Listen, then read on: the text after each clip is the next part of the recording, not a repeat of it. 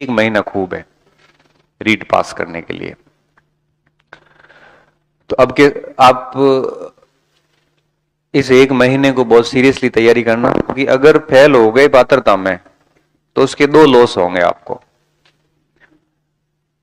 पहला लॉस ये होगा कि आपका कॉन्फिडेंस डाउन हो जाएगा। पात्रता फेल होने का मतलब ये होता है कि मन में ये फीलिंग आएगी कि मेरी पात्रता ही नहीं हो रही है, तो फिर मेंस तो क्या होगी। ये सबसे बड़ा लॉस है। ये इससे ये उससे भी बड़ा लॉस है कि अटेम्प्ट ही खराब हो गया। अटेम्प्ट खराब होगा ना, क्योंकि पात्रता में फेल हो गए तो आपकी मेंस तो कोई काम की नहीं रही। आपका दिल दुखेगा उस समय जब मुख्य परीक्षा के फॉर्म आएंगे और आप फॉर्म भर नहीं पाओगे। उस समय अंतरात्मा अंदर से रोएगी अंदर से कि मेरा फॉर्म सबमिट ही नहीं हो पा रहा है। क्यों होगा? क्योंकि वो तो ये कहता है कि फॉर्म सबमिशन के लिए आपकी रीट पात्र होनी जरूरी है। और ये अंदर से जो ग्लानी होगी, आत्मग्लानी होगी, ये बहुत ही बुरी होती है। मैं आपको 30 दिन पहले इस बात की चेतावनी दे रहा हूं कि आत्मग्लानी बहुत बुरी होती है। तो अभी आगे का जो 30 दिन है, वैसे हमारे पास में एक ठीक ठीक एक महीना है अभी, ठीक है। इस एक महीने के अंदर मैं आपको कुछ हिदायतें दे रहा हूं। इन बातों का आप ध्यान रखना। ऐसे समझना कि एक बड़े भाई ने हिदायत दी है या अपने शिक्षक ने हिदायत दी है और आपको उसका पालन करना है। कर लोगे? सबसे पहली चीज कि इन 30 दिनों में आप विभिन्न प्रकार की बहस से दूर रहोगे। बहस कैसी? बहस चलती रहती है, कभी सीट को लेके, कभी परीक्षा की तिथि को लेके। सोशल मीडिया पे बहस हर मुद्दे पे चलती है कि सीट कम है, परीक्षा आगे बढ़ाओ, कि ये करो वो करो। ये सब चलता रहता है, ये पार्ट है। कुछ दुनिया में सारे बच्चे सीरियस नहीं होते। आप में से भी अभी इतने बच्चे बैठे हैं, देखना लास्ट दिनों में ऐसी स्थिति आएगी कि 300 बच्चे बचेंगे। इस बहस से न तो सार्थकता सिद्ध नहीं होती। मतलब जैसे सीट पे बहस कर रहे हो तो आपके सोचने से सीट नहीं बढ़ेगी। बढ़ेगी क्या? नहीं बढ़ेगी। फिर क्यों अपनी ऊर्जा खराब करनी।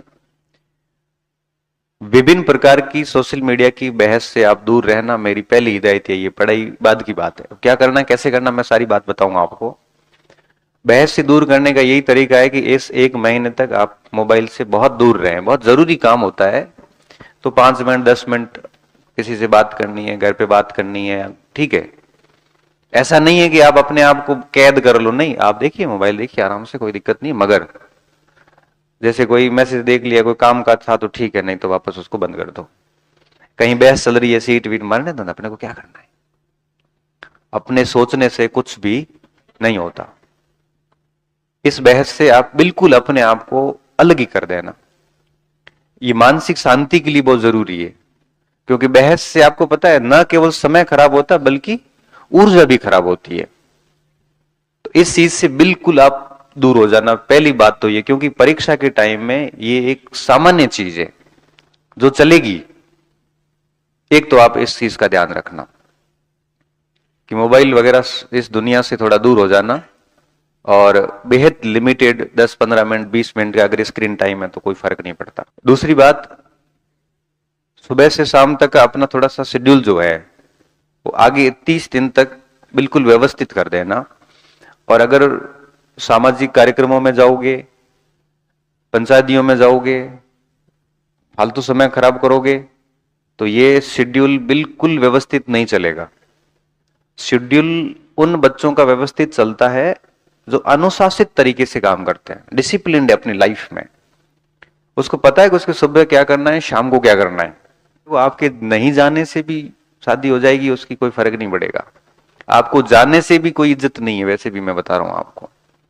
वहां जाके भी आपको कोई बात भी नहीं करेगा, ठीक है खाना खा के आ जाओगे, 4 घंटे बर्बाद करोगे, इससे अच्छा घर की दाल रोटी खा लेते। हम तो कार्ड ही हूं जो व्हाट्सएप मत भेजियो, उससे व्हाट्सएप देखो ना, हमें देना बंद कियो रो। तो क्यों अपना समय खराब करना। 27 तारीख तक मेरी बात मानो, तो आप अपने अध्ययन केंद्र से कहीं, अध्ययन केंद्र का मतलब वो रूम भी हो सकता है, घर भी हो सकता है, लाइब्रेरी भी हो सकती है, जहां पे भी आप पढ़ रहे हो, आगे 27 तारीख तक उससे बाहर ही मत निकलना। समझ गए बात को? पहली चीज। दूसरी बात, सुबह से शाम तक का शेड्यूल फिक्स कर दो। जैसे मॉर्निंग का टाइम है, मॉर्निंग जैसे कुछ बच्चे जल्दी उठ जाते हैं 5 बजे, 4:30 बजे, 3 बजे, कुछ बच्चे थोड़े लेट उठते हैं तो वो रात को लेट नाइट सोते हैं। अब पूरा शेड्यूल फिक्स कर दो। जैसे जो मनुष्य की बुद्धि होती है ना, वो हर टाइम अलग तरीके से काम करती है। जैसे सुबह का जो टाइम होता है, उस समय व्यक्ति लॉजिकल सोचता है, तार्किक होता है, सोचने पर ज्यादा काम किया जा सकता है मॉर्निंग में। तो मॉर्निंग में ऐसे सब्जेक्ट पढ़ो जो थॉट्स आधारित हो, सोचने के आधारित हो। जो ज्यादा बोरिंग लगते हो तो बस कोशिश करो कि जो टीचिंग मेथड्स हैं, 4 भाग के 40 से 50 नंबर की टीचिंग मेथड आते हैं और 30 नंबर की साइकोलॉजी। लगभग 50% पोर्शन दोनों का है। सुबह सुबह 3-4 घंटे इस पे काम करिए आप। जैसे 1-2 घंटे साइकोलॉजी पढ़ लो बढ़िया, फिर 1-2 घंटे एक विषय के मेथड पढ़ लिए, वो मेथड 3 दिन में पूरे कर दिए तो दूसरे विषय के मेथड शुरू कर दो। ऐसे 1-2 घंटे मेथड, 1-2 घंटे साइकोलॉजी, घुमाते रहो। मॉर्निंग का टाइम इस पोर्शन को दे दो आप, और ये पोर्शन आपको रीट मेंस में एज वेल एज यूज आएगा, पूरा का पूरा। समझ गए? ये पोर्शन आपको मेंस में भी काम देगा। तो मॉर्निंग के टाइम आप साइकोलॉजी और मेथड इसको ले लो और हर दिन सुबह 3-4 घंटे बढ़िया पढ़ लो। अब इसमें यूं नहीं है कि भाई 6 बजे उठ के शुरू करूंगा, कोई फर्क नहीं पड़ता। 7 बजे उठे, 7 बजे शुरू कर दो। अगर रात को लेट सोए थे, 8 बजे उठे हो तो 8 से लेके 11-12 बजे तक पढ़ लो। 5 बजे उठे हो तो 5 से लेके 10 बजे तक पढ़ लो।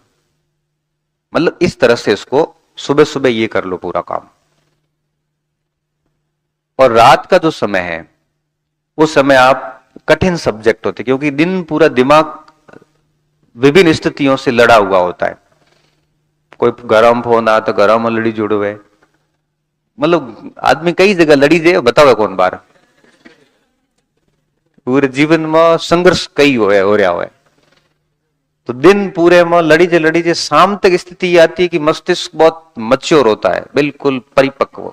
ऊटने गणित पढ़ लो, रात्रि आदमी मस्तिष्क बढ़ जासे गणित में आया जा,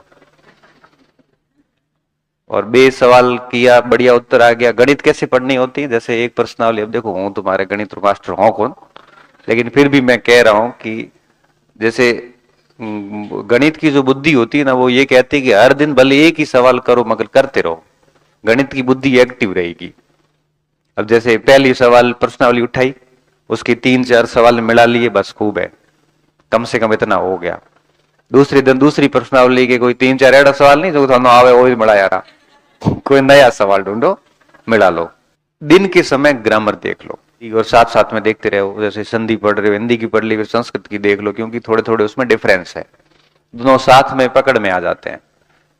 पर्यावरण के लिए क्या करना, आप पुराने जो रीट के 3 पेपर हुए, 3-4, उनके पेपर्स लाना और उसमें देखना है कि किन किन टॉपिक से सवाल आए हैं। उन टॉपिक के नीचे अंडरलाइन कर देना, वो टॉपिक पढ़ लो, बाकी छोड़ दो।